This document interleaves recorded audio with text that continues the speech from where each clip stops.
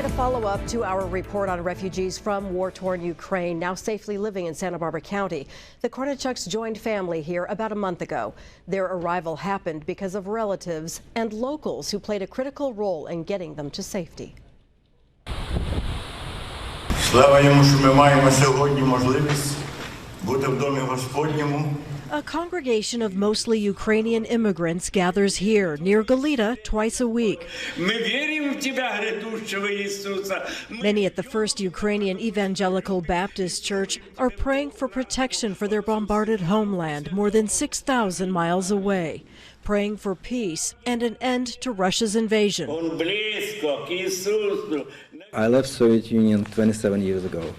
Mihail Smiyun is the pastor.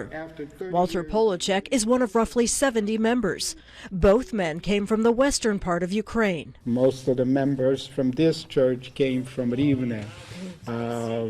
So that's, close to the heart, where you want to support. Both men still have relatives in the war-torn region. In terms of brother against brother, that's essentially what it is. Pastor Smiyun has two brothers fighting in the Ukrainian army. We're working through the churches.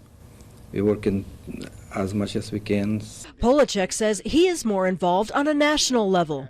He likens the invasion to an almost biblical Cain against Abel. This is a 21st century. In the middle of Europe, all of a sudden, a country attacks another country. Not only that, it attacks its own neighbor. That for years it calls its younger brother. Polachek just returned from one of several humanitarian trips to Poland. I think so far we handled well over 10,000 people, and over 200,000 meals were served. He finds the logistics of helping more than 4 million people, half of them children, mind-boggling. Remember, they are human beings too, because we realize the mental impact could be for years. Both men point to the need for more volunteers and a lack of fuel as key challenges right now. Moving people away from the war zone is difficult. Relocating them is just as hard. I've done this a couple of times. Polachek says he came to this country back in 1968. He was 12 years old and among thousands who set down roots in America. So I understand that whole process. It's not exactly a cakewalk.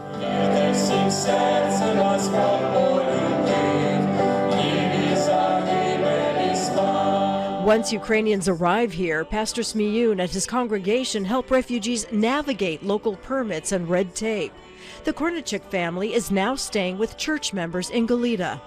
The pastor is also working with local agencies like Direct Relief, and a pastor who preaches about love also reveals some local support is coming from an unexpected source. From members of Russian Orthodox Church, yes, they actually came over to our praise services.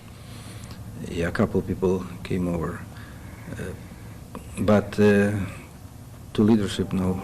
If Russian and Ukrainian residents can gather here, the hope is that sense of brotherly love can spread and answer prayers for an end to the war in Europe.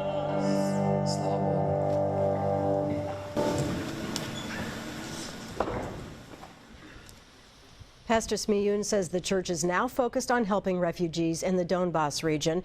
He asks our community to pray especially hard for Mariupol, now under Russian command.